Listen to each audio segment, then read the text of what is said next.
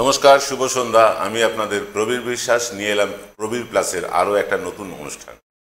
বঙ্গ BJP যেন ত্রিবেণী সঙ্গম। তিনটে ধারা এসে বঙ্গ বিজেপিকে এখন সমৃদ্ধ করেছে। তিনটে ধারা কেন বলছি? একটা হচ্ছে অটল বিজেপি, অর্থাৎ আরএসএস করা যে বিজেপি, অটল বিহারী বাজপেয়ীর সময়ে যে বিজেপি, সেই বিজেপি। আর একটা হচ্ছে মোদি বিজেপি। আর তৃতীয়টা হচ্ছে ত্রি বিজেপি। ত্রি মানে তয় রি ফলা, আপনারা থামনেলে যেটা দেখেছেন। ত্রি বিজেপি এখন রাজ্যটাকে চালাচ্ছে। অনেকেই বলবেন দল বড় হলে নিশ্চয়ই অন্য দল থেকে লোক আসে, অন্য দল থেকে লোক এসে দলকে সমৃদ্ধ করে, সব ঠিক।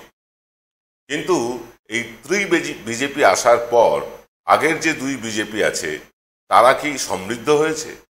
না, তাদের ধীরে ধীরে পতন হচ্ছে। ত্রি বিজেপি আমি কাদের বলছি? যারা তৃণমূল থেকে আসা বিজেপি, তাদেরকেই বলছি ত্রি বিজেপি।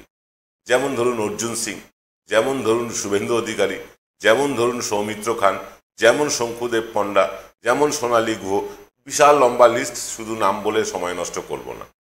দেখা যাচ্ছে কার্যক্ষেত্রে এই ত্রি বিজেপি চালাচ্ছে মূল বিজেপিকে, অর্থাৎ সমস্ত দল থেকে এসে বিজেপিকে সমৃদ্ধ করেছে এবং তারা বিজেপির আদর্শ নিয়ে চলছে। এটা যদি হতো কিছু বলার ছিল না। তৃণমূল কংগ্রেসও একই দোষে দুষ্ট, তারাও বিভিন্ন দল থেকে ভাঙিয়ে তাদের দলকে সমৃদ্ধ করেছে। কিন্তু তৃণমূলের সংগঠনের হ্রাস, দলের হ্রাস কিন্তু মমতা বন্দ্যোপাধ্যায়ের হাতে।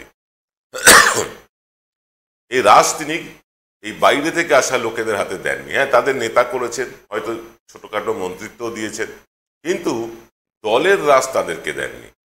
এই ত্রি বিজেপি এসে বিজেপির হ্রাসটা কেড়ে নিয়েছে। অর্থাৎ অটল বিজেপি যাদেরকে আমরা বলছি, যেমন ধরুন দিলীপ ঘোষ, রাহুল সিনহা, সায়ন্তন বসু, এরা সবাই অটল বিহারী বাজপেয়ী আমল থেকে কিন্তু দলটা করেন। অটল বিহারী বাজপেয়ী সেই কবে প্রয়াত হয়েছেন, তার আগে তিনি প্রধানমন্ত্রী হয়েছিলেন এবং কার্গিল যুদ্ধে তার দৃঢ়তা আমরা আজও স্মরণ করি। যখন এই যুদ্ধ সিজফায়ার হলো, মোদি যখন হাত গুটিয়ে নিলেন, তখন বারবার করে ইন্দিরা গান্ধী এবং অটল বিহারী বাজপেয়ীর কথা বিভিন্ন চ্যানেলে উঠেছে, ওঠাটাই স্বাভাবিক। বাজপেয়ীর শৌর্য, বাজপেয়ীর যে দৃঢ়তা, তার বিন্দুমাত্র নরেন্দ্র মোদীর মধ্যে নেই। কিন্তু দেশের ক্ষমতা চালাচ্ছে এখন এই মোদি বিজেপি। মোদি বিজেপি কাদের বলছি? যেমন ধরুন শ্রমিক ভট্টাচার্য, ইনিও অটল বিহারী বাজপেয়ী আমলের বিজেপি করেছেন। এরা এখন জল যেদিকে গড়ায় এরা সেদিকে গড়ায়। সুকান্ত মজুমদার, ধরুন কেন্দ্র থেকে হঠাৎ করে বিজেপি সিদ্ধান্ত নিল যে ৭৫ বছর বয়স হয়ে গিয়েছে মোদির, তিনি আর প্রধানমন্ত্রী থাকবেন না, হবেন হয়তো নীতিন গডকরি। তখন এরা হয়ে যাবেন নীতিন বিজেপি। অর্থাৎ যখন যেদিকে দল ভারী থাকবে, যারা ক্ষমতাশালী থাকবে, এই বিজেপি তাদের দিকেই থাকে। এটা খুব স্বাভাবিক। দলের যারা ক্ষমতাসীন ব্যক্তি, তাদের কাছে কিছু লোক থাকেই সবসময়, এটা আমরা দেখেছি। তো এই শ্রমিক ভট্টাচার্য বলুন বা সুকান্ত মজুমদার বলুন, এরা হচ্ছে গিয়ে সেই মোদি বিজেপি, যারা নীতিন গডকরি হলে নীতিন বিজেপি হয়ে যাবে। কিন্তু যারা অটল বিজেপি, যারা নিজেদের আদর্শে অটল, যারা অটল বিহারী বাজপেয়ীকে আজও শ্রদ্ধার সাথে স্মরণ করেন, তারাই হচ্ছেন আদি বিজেপি বা একেবারে প্রকৃত বিজেপি। ধান্দাবাজির জন্য কখনো দল পাল্টাননি। তৃণমূলের কি অফার ছিল না যখন তৃণমূল ক্ষমতায় এলো? এই অটল বিহারী বাজপেয়ীর যারা বিজেপি, তাদের কাছে কি অফার যায়নি? কিন্তু তারা নিজের জায়গায় অটল ছিলেন, তারা নিজেদেরকে বদলাননি। কিন্তু হঠাৎ করে এই নরেন্দ্র মোদী ক্ষমতায় আসার পর ত্রি বিজেপি হঠাৎ করে হুড়মুড় করে ঢুকে পড়ল, এবং ঢুকে পড়ল শুধু না, তারা কিন্তু পুরো বিজেপির রাশটা কেড়ে নিল। আমার প্রমোদ দাশগুপ্ত, প্রয়াত সিপিআইএম নেতা প্রমোদ দাশগুপ্তর একটা কথা খুব মনে পড়ছে। প্রমোদ দাশগুপ্ত বলেছিলেন একবার সালকিয়া প্লেনামে, তিনি বলেছিলেন যে কংগ্রেসে যাও আর কংগ্রেসকে খাও। অর্থাৎ কংগ্রেসে গিয়ে কংগ্রেসকে ধীরে ধীরে ফোপড়া করে দাও, ফাঁকা করে দাও ভেতর থেকে।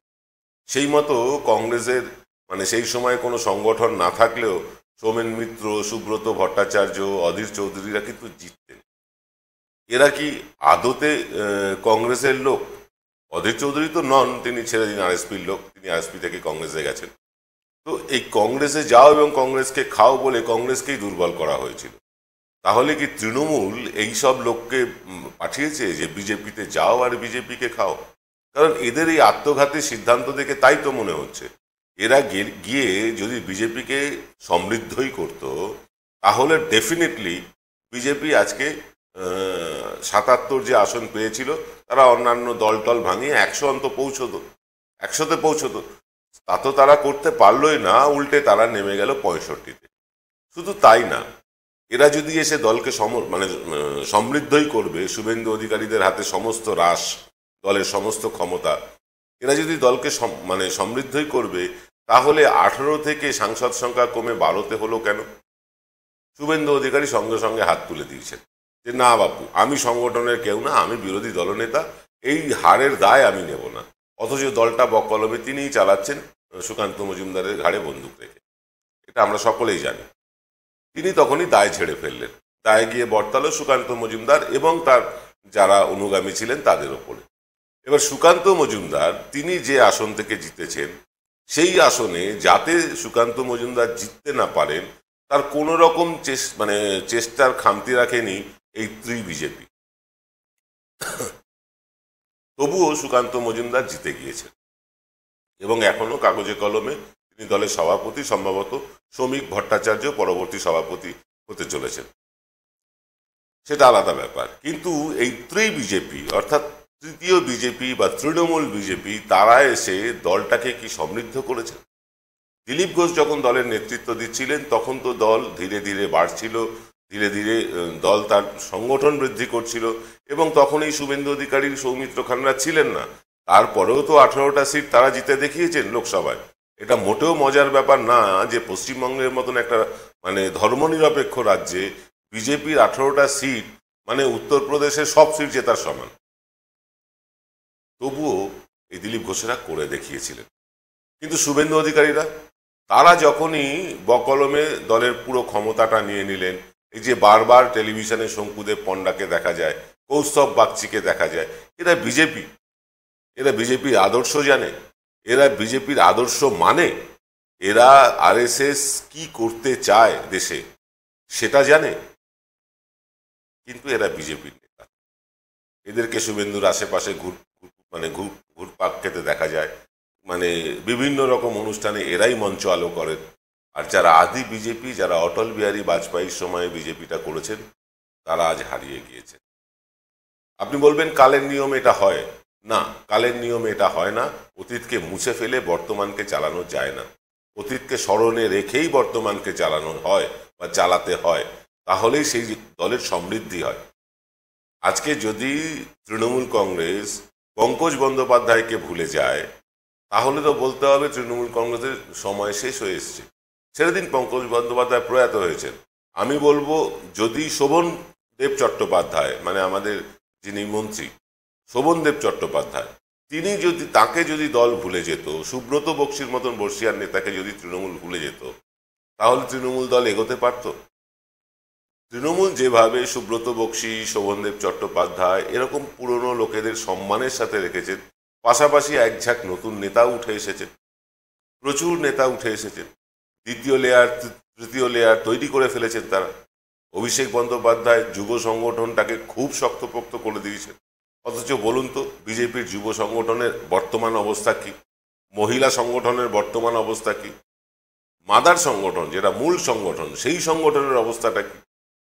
আজকে যে বিজেপি প্রায় তৃণমূলের ঘাড়ে নিঃশ্বাস ফেলছিল, সেই বিজেপি পিছু হটতে হটতে আজ কোথায়? তার মধ্যে এই উগ্র হিন্দুত্ব ঢোকাতে গিয়ে বা তীব্র মমতা বিরোধিতা করতে গিয়ে বললেন জগন্নাথ মন্দিরে পা দেব না, জগন্নাথ মন্দিরে যাওয়াকে আমরা এন্ডোর্স করি না, মন্দিরে যাওয়াকে এন্ডোর্স করে না বিজেপি। এটা বললেই হিন্দুরা বিজেপিকে ভোট দেবে?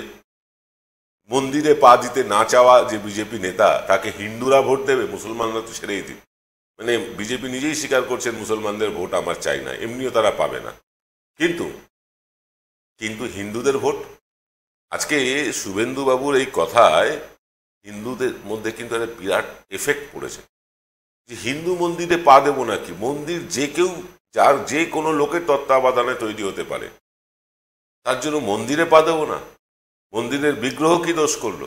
আমরা সমীক্ষা করছি এনকে ডিজিটালের পক্ষ থেকে, আমরা দেখতে পাচ্ছি মানুষ এইসব কথা বলছেন যে মন্দিরে পা দেব না বলাটা এটা মহাপাপ হিন্দুত্ব অনুযায়ী।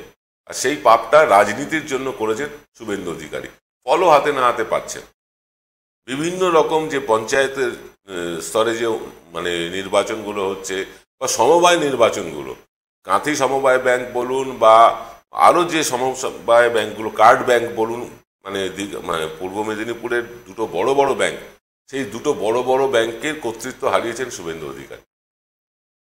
প্রত্যেকটি নির্বাচনে ভরাডুবি ঘটছে। কারণ কি জানেন? উগ্র হিন্দুত্ব বা উগ্র ইসলাম পশ্চিমবাংলায় অচল। আজকের অনুষ্ঠান দীর্ঘায়িত করব না, তবে একটা প্রশ্ন আপনাদের কাছে রেখে যাব। এই বিজেপিকে কেন্দ্রীয় নেতৃত্ব ভরসা করে না, তারা ব্যবহার করে। মনে রাখবেন, বিজেপিকে অর্থাৎ এই তৃণমূল থেকে আসা বিজেপিকে কেন্দ্রীয় নেতৃত্ব ব্যবহার করছে। আর আপনারা এটা ভালো করে জেনে রাখুন, কেন্দ্রীয় নেতৃত্ব বিজেপির, তারা যতদিন কেউ পারফরমেন্স করছে ততদিন তার সাথে থাকবে। পারফরমেন্স না করতে পারে একেবারে আস্থা কুড়ে ছুঁড়ে ফেলবে, তখন আর খুঁজে পাওয়া যাবে না। এই বিজেপির কাছে আগামী নির্বাচন হচ্ছে গিয়ে অ্যাসিড টেস্ট। আগামী নির্বাচনে যদি এই বিজেপি ৭৭ থেকে বাড়িয়ে সেঞ্চুরি পার না করে, আপনি নিশ্চিতভাবে জেনে রাখুন এই বিজেপির কিন্তু মানে আস্থা কুড়েই ঠাঁই হবে, এদেরকে আর খুঁজে পাওয়া যাবে না। আজকের অনুষ্ঠান এখানেই শেষ করব। দেখা হবে আজ রাত ৮টায় আমাদের এনকে ডিজিটালের সান্ধ্য অনুষ্ঠান এক্স ফ্যাক্টরে, থাকবেন অরূপ চক্রবর্তী। আর আগামীকাল সকালবেলা ৯টার সময় থার্ড আই অনুষ্ঠানে থাকবেন প্রসূন গুপ্ত। আমার সাথে আপনাদের দেখা হবে আগামীকাল বিকেল ৫টায় আর আগামীকাল রাত ৮টায়। এ পর্যন্তই, সকলে ভালো থাকবেন। নমস্কার।